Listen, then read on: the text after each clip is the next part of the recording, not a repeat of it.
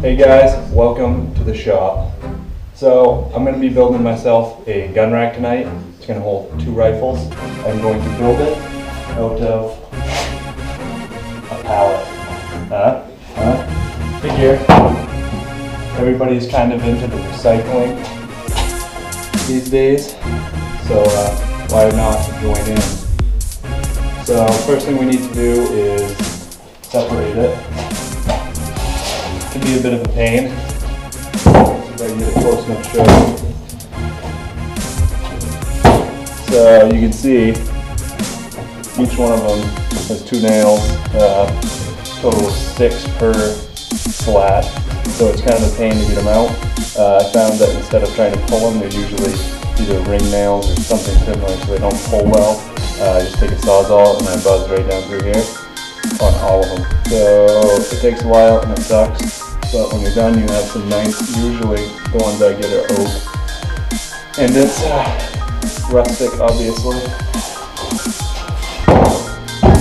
So yeah, that's what we're going to do. Start with the Sawzall.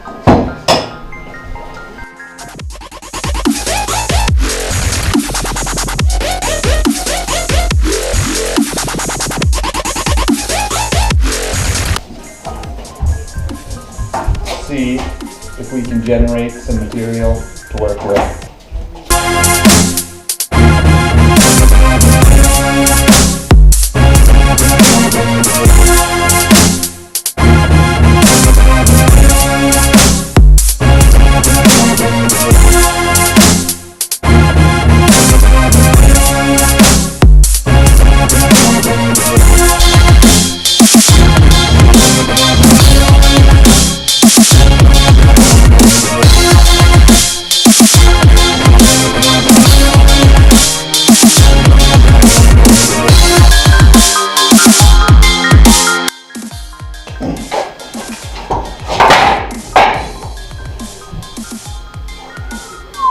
That perfect. Alright, so now with these middle ones, these, I don't cut them. I usually try to pull them out with a hammer.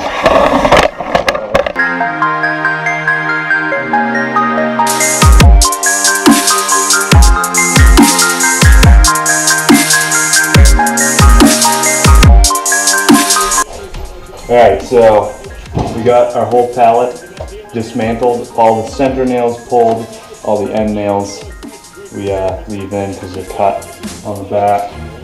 So I put a craft blade in myself because I know I'm going to end up hitting nails. But first thing we're going to do is make a backdrop for our gun rack. So we're going to lay these out horizontally. Actually, that'd be vertical, wouldn't it? Vertical. No. Alright, so this gun rack is going to be roughly 24 inches wide, so I want the backdrop to be the same. So I'm going to lay these out, see how many it takes to reach 24. So I don't care if they fit tight, because the whole point of this is rustic, or else I wouldn't be using pallets. But looks like about 20, so one more.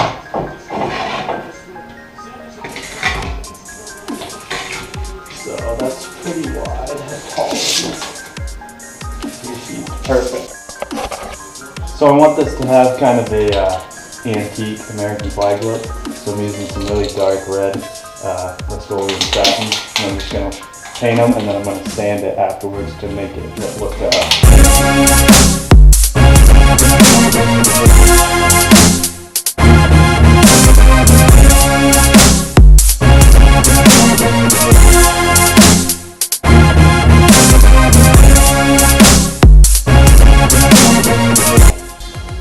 Alright, so my paint is dry enough to handle.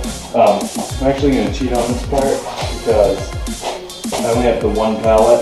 You need to put something behind the slats, fasten it. So I'm going to use these strips of pine that I had. You can just use slats off the pallet if you have enough. Like if you strip 2 pallets, you'd have plenty. But I only did the one, so I don't want to waste them. So yeah, we're going to use finish nails that are too long and some glue on the back, and I'm going to nail through. The nails are going to be way too long, so I'm going to clip them off after.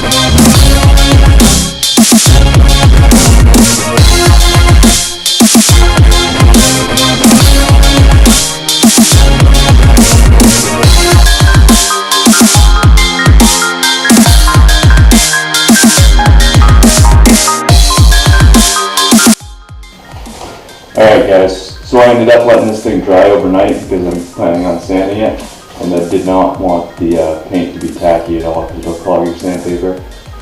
So yeah, what I'm going to do is I'm going to hit it really lightly with some 220 on a palm sander, and then we're going to start building the gun rack part.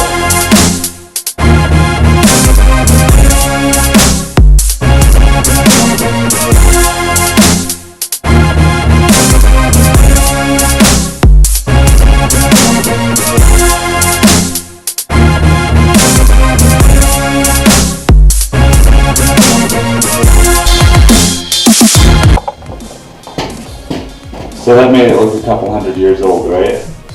Perfect.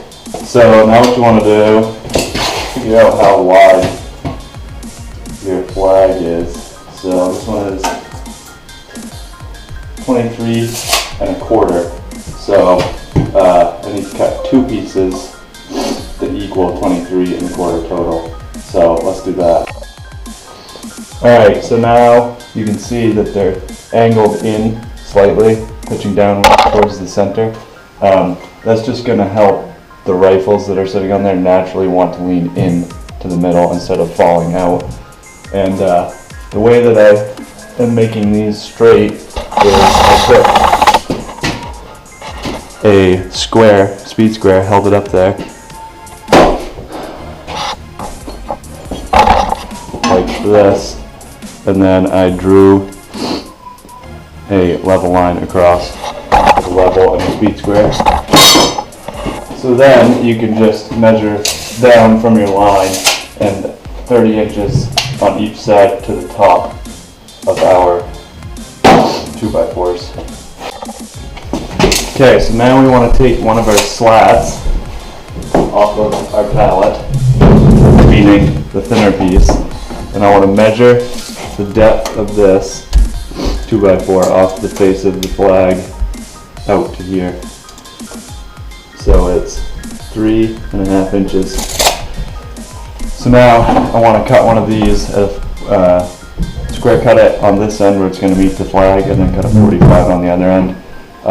So you want the inside angle of the 45 to be at 3½. I'll show you. I'm going to measure 3½ inches. So that will be on the inside of our angle, or short side.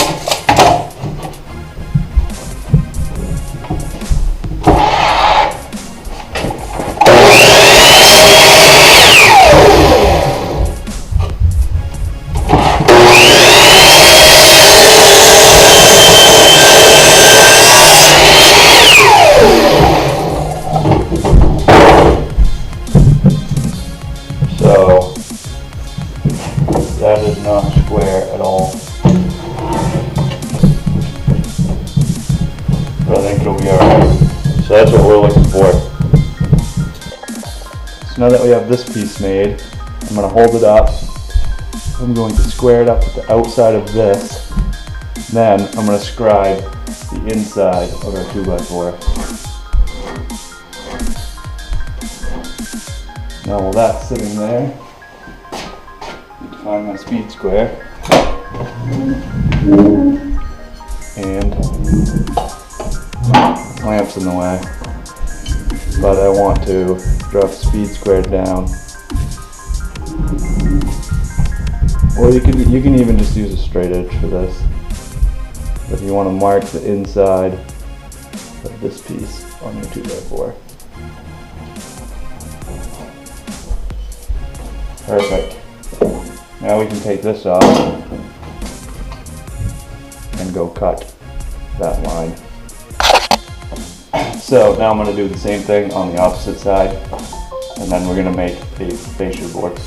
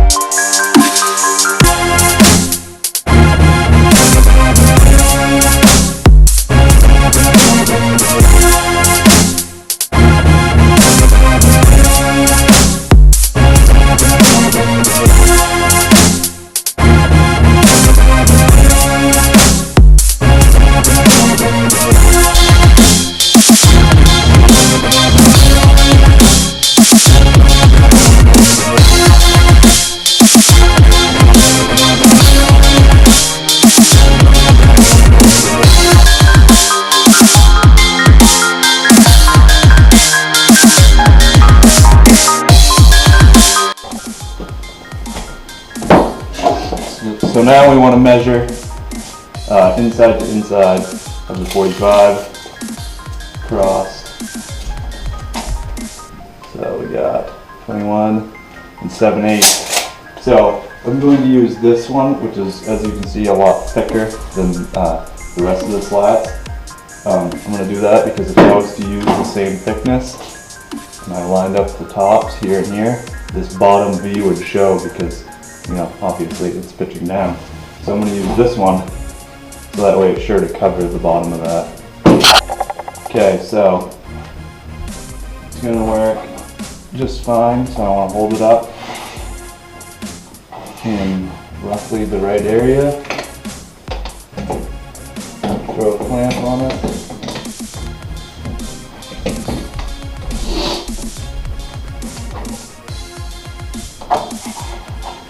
Like it.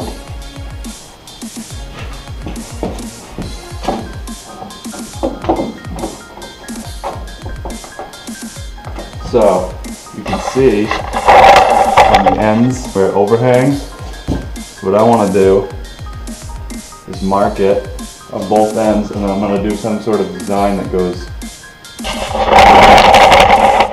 it can be whatever. I'm just going to kind of scribble something on there, but I don't want this overhanging on the ends. I only want it to cover the lowest point of the 2x4s. So I'll mark where the bottom of my edges are on both sides,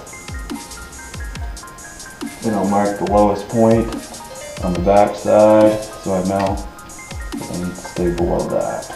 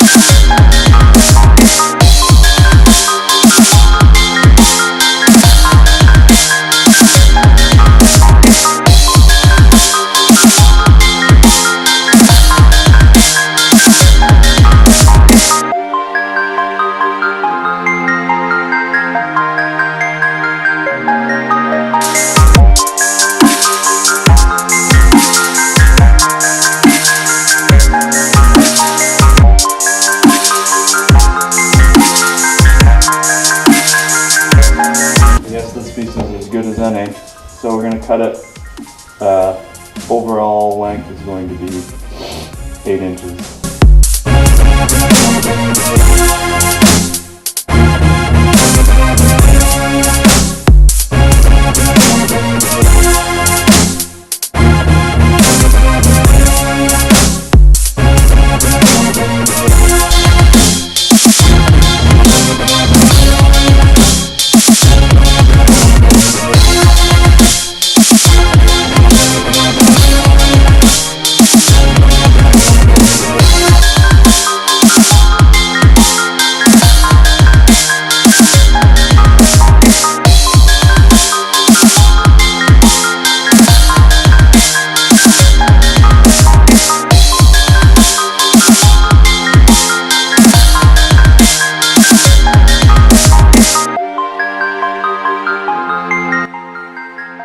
Okay, so now that that piece is done, we're going to make a gusset piece that goes under it to kind of support it.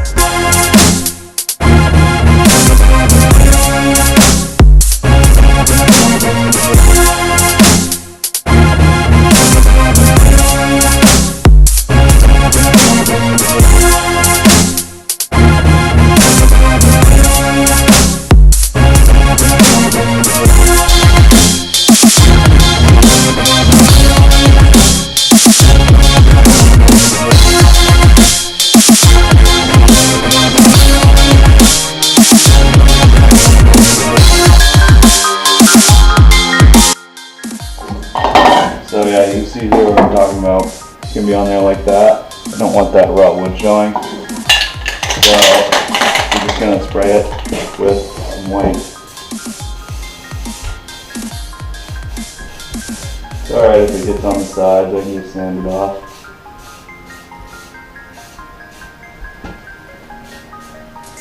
So that'll blend in from the front, and then on the sides it'll look like raw wood. So I'm going to let that dry for a minute and then I can assemble it.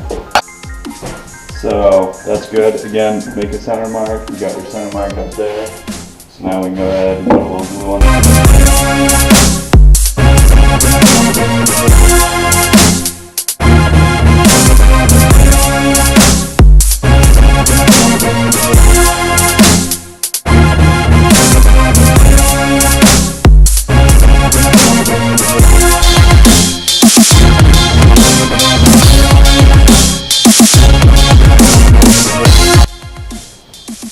Well guys, that's really it. All that's left to do is I'm going to hit a few spots with the sander again.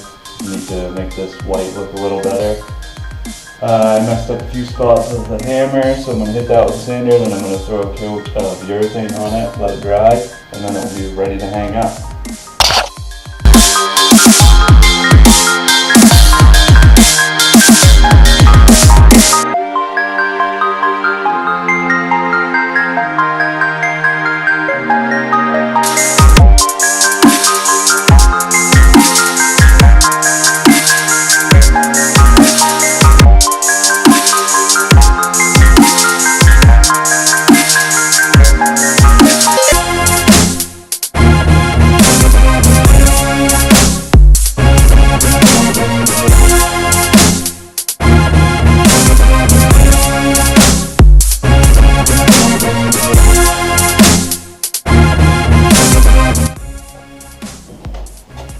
Looks pretty good, huh?